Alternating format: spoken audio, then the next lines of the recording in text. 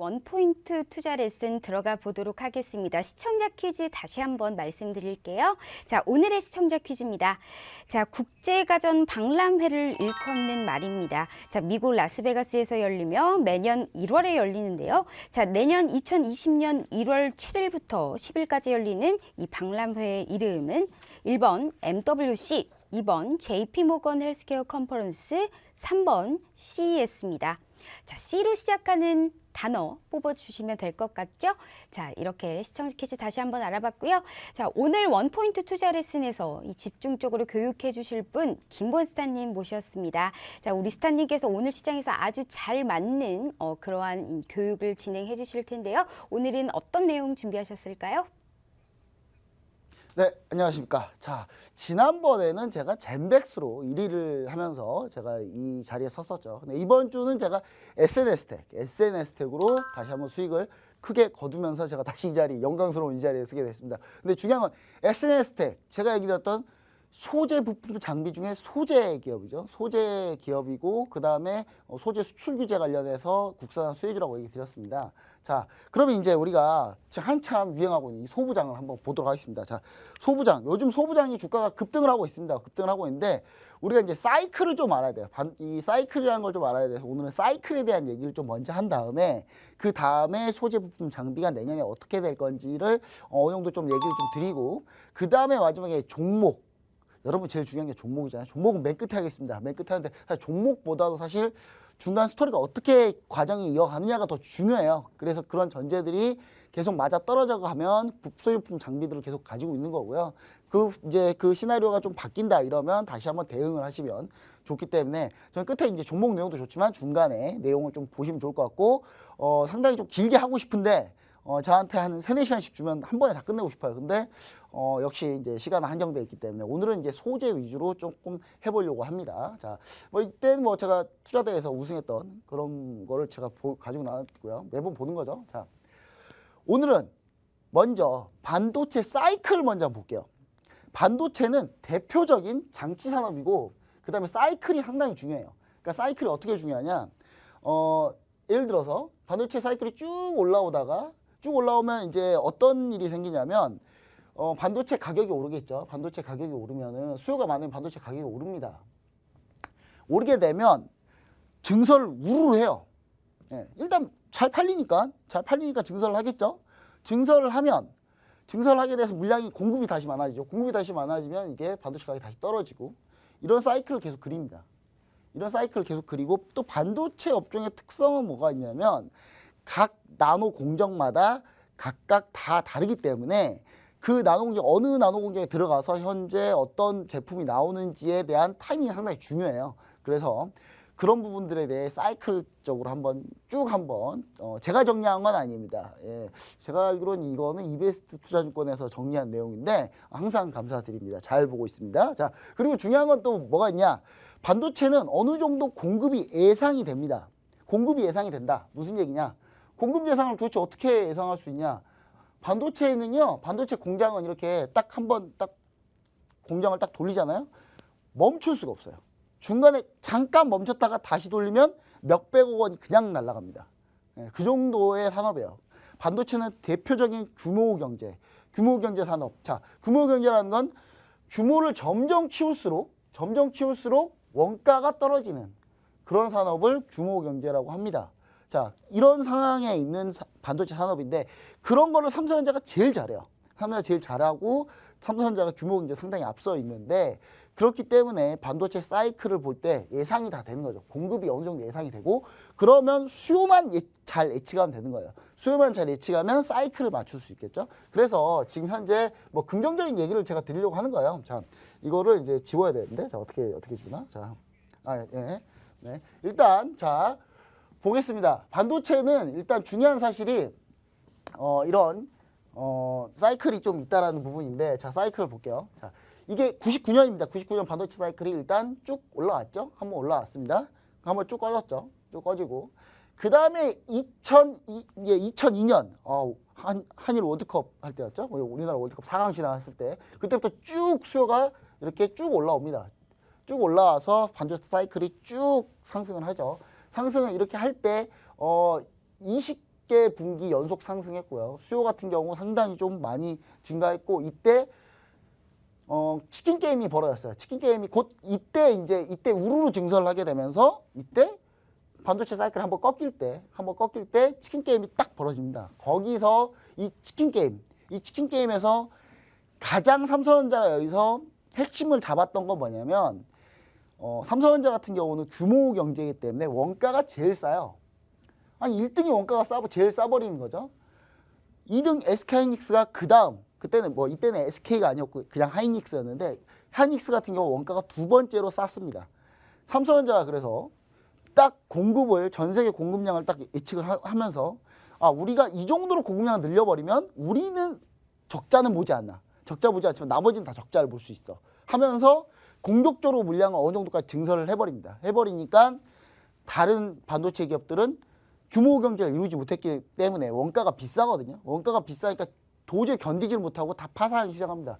그때 바로 그러니까 삼성전자가 의도적으로 다 파산시키려고 한 거예요. 무서운 기업입니다.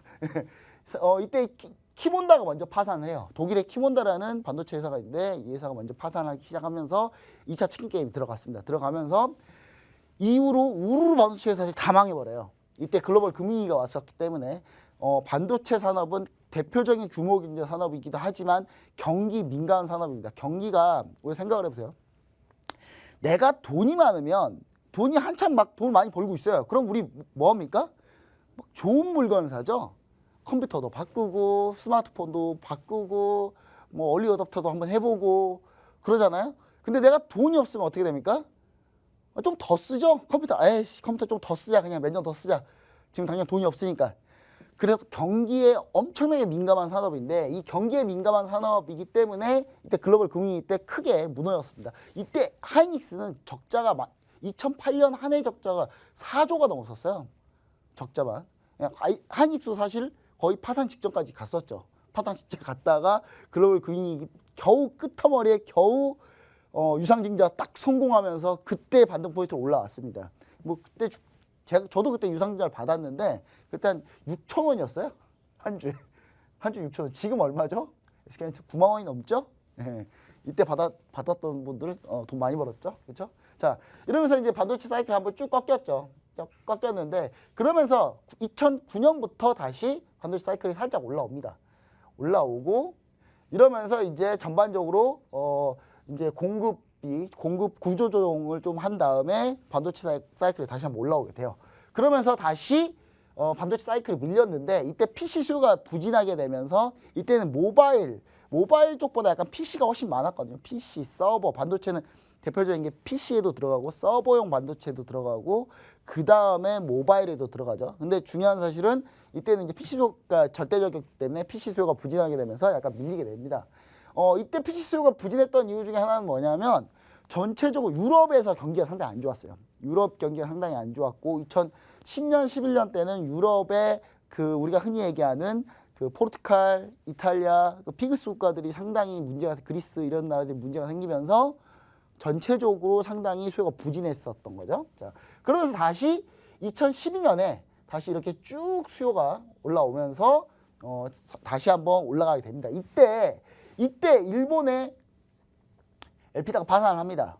네, 엘피다가 파산을 하고 뿐만 아니라 대만의 나냐, 프로모스, 대만의 일부 이제 메모리 반도체 회사들이 전부 다 파산을 해요. 그래서 삼성전자가 치킨 게임에서 이때 완전히 이겨버리게 됩니다. 그러면서 삼성전자가 이때 또 무슨 일이 있습니까?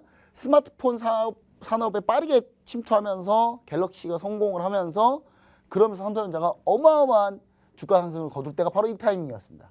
바로 이 타이밍이었죠. 자, 그리고 그 다음에 이제 다시 스마트폰이 쭉 많이 퍼진 거 2014년이면 이제 스마트폰이 많이 보급이 된 상태죠. 그런 상태에서 더 이상 스마트폰 성장률이 뛰어나지 않으면서 그 부분 때문에 이제 다시 한번 재고 조정 겪으면서 그러면서 반도체 사이클이 한번 또 밀렸습니다. 밀렸고 그다음 폭발적으로 반도체가 수요가 폭발했던 바로 이 사이클이죠.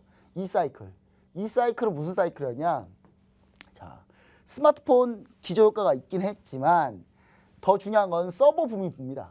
2017년, 18년에 서버 붐이 어떻게 불었냐? 우리가 사실 저는 유튜브는 오래 전부터 봤지만 이때 본격적으로 2017년, 18년, 뭐 16년 이때부터 해가지고 전 세계적으로 이제 보통 유튜브는 젊은 애들만 보는 거다라고 했는데 이때 나이가 좀 있으신 분들까지 해가 전부 다 이게 쫙 퍼져버려요. 대표적인 예로 든 게 유튜브인데 중요한 거는 그런 플랫폼들이 여러 개가 생겨나고 그렇게 되면서 서버용 반도체 붐이 확 불어버리죠. 그러면서 여기에 추가로 뭐가 추가가 되냐? 바로 블록체인, 비트코인 열풍이 불면서 엄청난 반도체 수요를 가져오게 됩니다. 그러면서 이 부분에서 삼성전자가 사상 최대 영업이익을 거두게 되죠. 50조가 넘는 영업이익을 이때 거두게 됩니다. 한 해의 영업이익만요. 자, 그리고 최근에 바로 이 최근이 바로 이때인데 이때 이제 6개 분기 연속 이제 반도체 이제 수요가 둔화되면서 다시 한번 밀렸는데요. 중요한 건 이제 IDC의 캐펙스가 급감을 하게 되고 이에 따라서 이제 재고가 엄청나게 많이 생기게 됩니다. 그러면서 쭉 밀렸죠. 쭉 밀렸는데 그럼 이제 내년부터 사이클은 어떻게 되냐? 우리가 지금 삼성전자랑 하이닉스가 SK하이닉스가 주가가 오르고 있죠. 오르고 있는 건 내년에 상당히 수요가 올라오고 공급은 약간 줄면서 수요가 올라오면서 결국은 다시 사이클이 한번 돈다는 예상을 하고 있는 거죠. 왜냐하면 올해 삼성전자, SK하이닉스 전부 다 공급을 줄이기 위해서 많이 노력을 했습니다. 많이 노력을 한 상태이기 때문에 가격을 다시 올릴 수 있는 그런 구조가 된 거죠. 그리고 수요가 좀만 회복이 되면 다시 사이클은 다시 한번 올라갈 수 있다라는 게 예상이 되는 겁니다. 자, 반도체는 왜 예상이 된다고요? 아니, 공장을 1년 365일 내내 돌려야 돼요. 그럼 돌리면 하루에 몇 개씩 나온지는 이미 정해져 있어요. 물론 수율에 따라 달리긴 한데 수율이 어느 정도 수율도 평균치가 있으니까 그 수율 평균치로 보면은 반도체 생산량이 어느 정도 다 예측이 되죠. 예측이 되고 공급을 어느 정도 줄였으면 어느 정도 수요가 좀만 올라오면 이 가격이 오를 거라는 게 예측이 됩니다. 그래서 제가 봤을 때 이 다음 내년부터 사이클은 다시 한번 올라오는 사이클이 되지 않나 라는 생각으로 우리가 현재 지금 삼성전자 주가도 오르고 있고 SK하이닉스 주가도 오르고 있고 반도체 이런 상황 때문에 소재 부품 장비주들이 우르르 오르고 있는 거죠. 왜냐? 자, 여기서 공급을 줄였잖아요. 공급을 줄였기 때문에 내년에 이제 증설이 들어갑니다. 다시 또 수요가 올라오면 거기에 맞춰서 증설을 해야 되겠죠. 점유율을 안 뺏기려면, 그렇죠? 이제 증설 다시 한번 신규 투자가 들어가는 타이밍이 오는 거예요. 그 신규 투자가 들어갔게 되면 소재 부품 장비주들은 우르르 수주를 받겠죠. 삼성전자, 하이닉스, 그다음 협력사들 전부 다 우르르 다 수혜를 받고 그래서 그 종목들도 같이 이렇게 올라가게 되는 겁니다. 그래서 지금 최근에 소부장 관련주들이 계속 소재 부품 장비 관련주들이 급등을 하고 있는 그런 모습. 그다음 외국인 투자자들이 순매수가 들어가는 부분은 바로 이런 부분에 대한 예측인 거죠. 이런 부분이라고 보시면 좋을 것 같고요.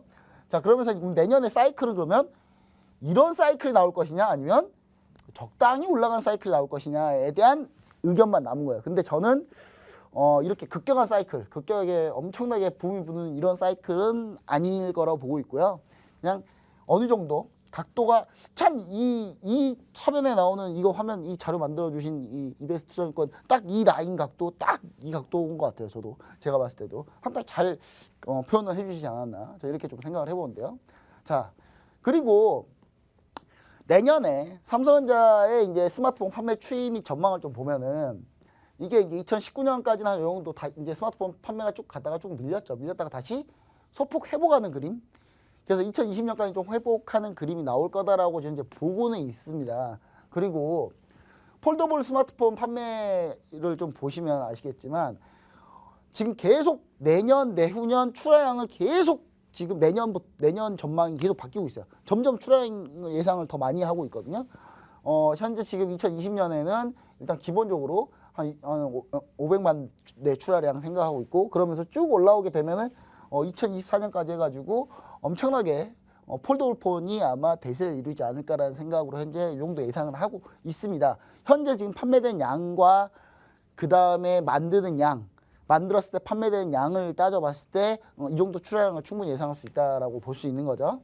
자, 그래서 제가 이제 좀 얘기드리고 싶은 건 뭐냐면 2020년에는 어떤 이슈가 있냐, 반도체에는 어떤 이슈가 있냐, 사이클에 대한 이슈를 한번 우리가 좀 보려고 합니다. 자, 일단은 모바일 쪽은 어느 정도 지금 막 수요가 뭐 엄청나게 올라오고 그런 상황은 아니잖아요. 그렇기 때문에 주로 내년에는 좀 서버 위주의 수요 증가가 좀 예상이 된다. 서버 위주. 서버는 왜 예상을 하고 있냐면 올해 많이 지연시켜 놨거든요. 올해 많이 지연시켜 놨고 내년으로 많이 미뤘기 때문에 내년 많이 미뤘는데 내년 이후에 더욱 여기서 미루기에는 약간 안 되는 그런 사이클들이 있는 기업들이 있어요. 그렇기 때문에 서버 수요는 충분히 증가할 수 있다라고 예상을 하고 있는 거고요. 그 다음에 5G 상용화. 자, 우리나라는 이미 5G를 상용화 했는데 뭐 논란은 많아요. 뭐 어디 지하 가면 5G 안 터지고 막 그렇다고 해요. 아직도 우리나라도 완전히 다 잘 5G 통신 장비 해가지고 5G가 원활하게 잘 되고 있다라고 보긴 힘듭니다. 우리나라가 상당히 IT 강국임에도 불구하고. 그럼 다른 나라는요? 아직 시작도 안 한 나라들이 대부분이에요. 대부분입니다. 심지어 동남아 아직 LTE도 아직 다 안 돼 있는 나라도 많아요. 그래서 제가 봤을 때 5G 상용화로 인해서 제가 봤을 때는 내년에 추가적으로 이쪽 5G 통신 장비든 뭐든 전부 다 반도체가 다 들어가요. 다 들어가기 때문에 제가 봤을 때는 그뿐만 아니라 모바일. 자, 5G 폰이 이제 폰이 바뀌죠. 5G 폰으로 바뀌는데 그럼 이 5G 폰 모바일에도 신규 수요가 또 생기겠죠. 그런 수요까지 다 감안해 봤을 때 한 중 정도 강, 중, 소 뭐 이렇게 따지면 한 중 정도의 로한 현재 예상을 하고 있어요. 그러니까 엄청나게 많이 기대치를 높게 보고 있지는 않습니다만은 그래도 올해보다 훨씬 더 많은 수요는 있을 거다라는 게 생각이고요. 자, 낸드 같은 경우는 2021년에 공급 과잉이 현실화될 전망입니다. 그러니까 낸드 같은 경우는 지금 현재 사실 디램 쪽은 공급 과잉이 상당히 많이 있었는데 낸드 쪽은 그래도 수요가 받쳐줘서 어찌어찌 잘 버텨가고 있었거든요. 낸드 가격은 그렇게 많이 안 밀렸었어요. 근데 지금 낸드 같은 경우는 2020년 후반으로 갈수록 공급 과잉이 들어가기 시작하면서 2021년부터는 낸드 쪽 업황은 좀 좋진 않을 거다라는 게 저의 예상입니다. 저의 예상인데 자, 그러면 이제 내년에 반도체 빅메이커들 하면은 우리나라 기업이 다 빅메이커라서 일단 반도체 특히 우리나라 이제 저희가 뭐 해외 투자하고 있지 않으니까 해외 주식을 소개하는 시간 아닙니다만은 그래서 이제 우리나라 기업 위주로 한번 장기 투자 계획을 한번 봐봤는데 삼성전자 같은 경우 내년 상반기에 투자를 좀 집중할 예정에 있습니다. 왜냐하면 수요가 내년에 올라온다는 생각을 이미 삼성전자 미리 하고 있었고 거기에 맞춰서 내년 상반기에 집중해서 투자할 생각이 있거든요. 하반기는 아직까지는 현재 미정이에요. 현재 상반기의 데이터를 좀 보면서 아마 하반기에 추가적으로 생각하고 있지 않을까. 지금 현재 삼성전자가 평택 쪽은 그렇게 많이 투자를 한다고 좀 보고 있지는 않고 있고요.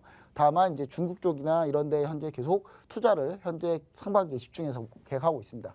SK하이닉스 같은 경우도 현재 상반기 투자가 현재 이렇게 좀 예정이 돼 있고 낸드도 현재 예정이 돼 있는데 SK하이닉스가 내년에 낸드 전략이 어떻게 되냐에 따라서 주가가 좀 갈릴 것 같아요. SK하이닉스 같은 경우는 그래서 저는 약간 SK하이닉스 같은 경우는 내년 후반으로 가면은 주가가 좀 다시 밀리지 않을까라는 생각을 좀 해봅니다.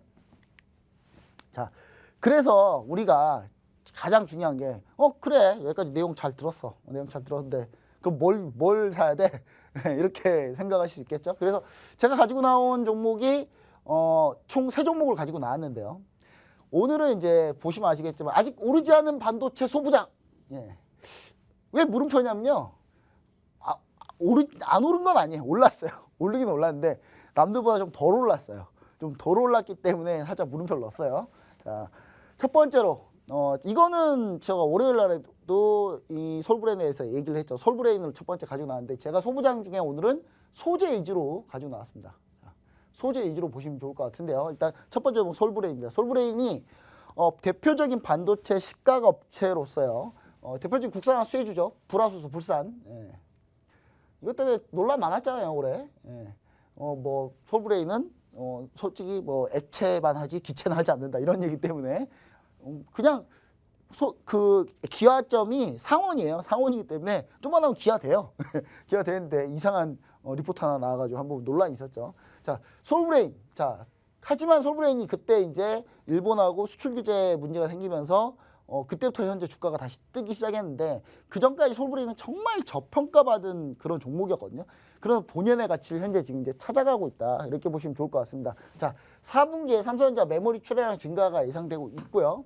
그 다음에 시안 2기 라인 장비 공급에 따른 수요도 늘어날 거라고 보고 있습니다. 2019년에 솔브레인 영업이익을 한 1,900억 원대로 저희가 예상하고 있거든요. 저 같은 경우는. 근데 1,900억을 봤을 때 시가총액이 1조 4천억이에요. 자, 그냥 간단하게 PER 계산만 해보자고요. 그냥 간단하게만. 너무 저평가죠? 지금도 너무 저평가예요. 자, 솔브레인 같은 경우, 자, 1,900억 예상하면요. 그러면 이거 한 6, 7년, 8년만 이익 모아놓으면 솔브레인 같은 회사 하나 또 만들 수 있습니다. 그렇다는 얘기인 거죠. 그러면서 이제 PER이 상당히 좀 낮은 저평가, 현재도 저평가되어 있다라고 보시면 좋을 것 같고요. 지금 현재 투자 사이클로 봤을 때는 2020년에도 사상 최대 실적을 찍을 수 있을 거라고 보고 있습니다. 그리고 일본하고 우리나라 관계가 또 좋아지면은 그럼 솔브레인 다시 버림받는 거 아니야? 그럴 리가 없어요. 아니 그렇다가 또 다시 또 안 좋아지면요. 그럼 모르는 거죠. 일본이 한번 자기 정치적인 문제를 가지고 경제부를 건들면은 그럼 여기는 영원히 못 믿는 거예요. 예, 그런 기업에서 한 기업을 운영을 하는데 갑자기 그런 돌발 악재가 생겼을 때 과연 그쪽하고 계속 그냥 거래를 할까요? 궁극적으로는 끊으려고 노력을 하겠죠. 그런 위험을 가지지 않으려고 노력을 할 겁니다. 그렇기 때문에 결론적으로는 뭐 일본하고 우리가 사이가 좋아진다 그래도 삼성전자, SK하이닉스는 일본 소재 안 쓸 거예요. 안 쓰려고 많이 노력할 겁니다. 자, 그러면서 이제 솔브레인 차트인데요. 자, 솔브레인이 이렇게 쭉 올라왔습니다. 쭉 올라왔죠. 오늘 일본 소재 수출 규제 관련해서 7월부터 주가가 폭등하기 시작하면서 결국은 9만 원까지 한번 찍고 그리고 다시 좀 밀렸어요. 이때 너무 급격하게 올라왔다. 그래서 쭉 밀렸죠. 쭉 밀렸는데 지금 현재 다시 턴어라운드 하고 있는 그런 주가가 다시 돌리고 있죠. 주가를. 자, 돌리고 있고 제가 오늘 좀 월요일 날 얘기 드렸던 시점이 이 시점이었는데 조금 더 오르긴 했습니다. 오르긴 했는데 제가 봤을 때 여기서 좀 이격 조정을 조금만 보여주면 솔브레인은 분할로 충분히 들어가서 또 괜찮다. 저는 이렇게 보여주고 있고요. 최대 목표, 제 목표가는 원래는 한 98,000원 정도인데 98,000원, 뭐 95,000원까지 한번 보시면은 좋지 않을까. 저는 이렇게 생각해서 솔브레인 가지고 나왔고요. 자, 그 다음 제가 가지고 나온 소부장 뽀개기의 소재 관련주로 또 하나 가지고 나온 게 뭐냐면 한솔케미칼입니다. 자, 오늘 대부분 다 화학주예요. 약간 화학인데 IT 쪽에 하고 있는 화학. 그런 종목을 좀 보시면 좋을 것 같은데요. 자, 한솔케미칼. 자, 삼성전자의 3D 랜드 투자 재개를 한 상태인데 신규 라인을 현재 지금 양산하고 있습니다. 그러면서 한솔케미칼 과산화수소를 하는 회사거든요. 과산화수소 공급이 계속 증가될 걸로 현재 기대가 되고 있습니다. 자, 삼성딜디스플레이의 또 한솔케미칼이 총 3가지죠. 과산화수소, QD 소재 이렇게 보시면 좋을 것 같고 그 다음에 바인더 이렇게 한 3개 정도 보시면 되는데 삼성디스플레이 QD 소재 공급을 현재 증가할 걸로 보여지고 있고요. 자, 2020년에는 응급 바인더 기존의 이제 라텍스 계열 소재 기술로 매출이 계속 증가할 것으로 보여지고 있고 또 분리막 바인더로 영역을 점점 확대하고 있습니다. 그러면서 이게 결국은 어떻게 되느냐? 결국은 한솔케미칼은 2차 전지하고도 연관이 있다.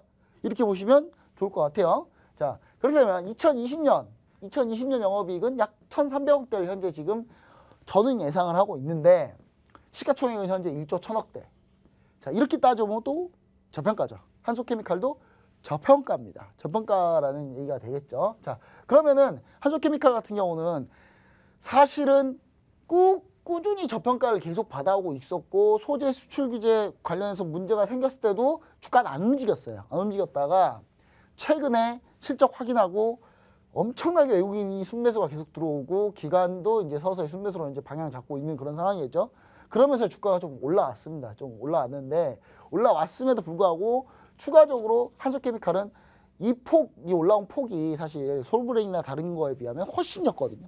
훨씬 적기 때문에 한솔케미칼은 밀릴 때 충분히 매수할 수 있다. 그래서 제가 매수 라인들 딱 잡아놨어요. 10만 2천, 10만 3천 원 뭐 이 정도로 보시면은 이 정도로 보시면 좀 좋을 것 같습니다. 그래서 제가 봤을 때는 이렇게 여기서 조금만 좀 밀려주면 오늘 또 사실 매수 포인트가 한번 나왔었죠. 오늘 매수 포인트가 나왔으니까 밀릴 때 너무 무서워하지 마세요.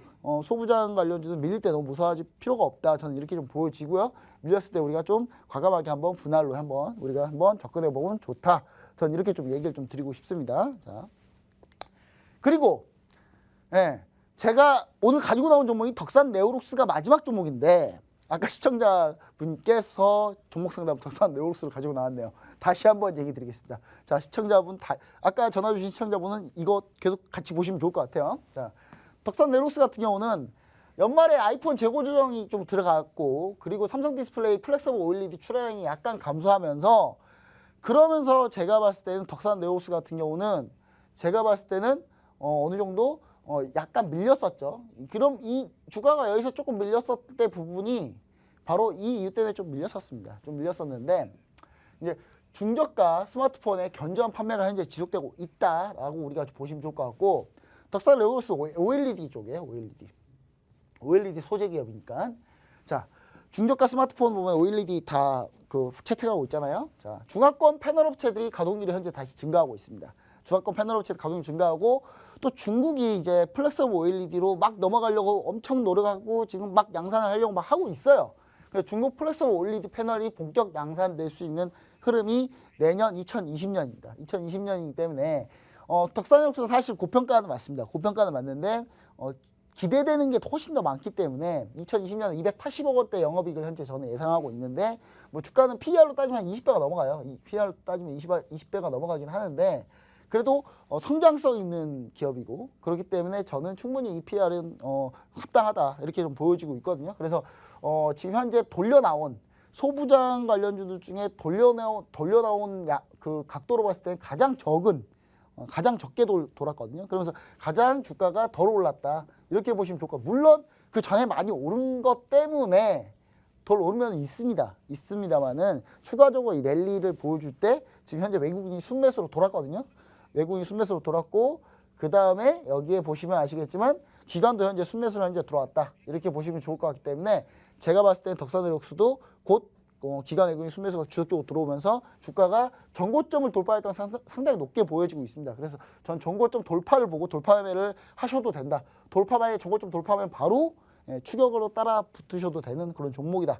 이렇게 보시면 좋을 것 같습니다. 오늘 이렇게 해서 제가 반도체 관련한 얘기를 좀 많이 드렸고, 그 다음에 최종적으로 종목 솔브레인, 한솔케미칼, 덕산네오룩스 이렇게 세 종목 딱 요즘 트렌드에 맞춰서 가장 핫한 것만 한 겁니다. 핫한 것만 가지고 나왔죠.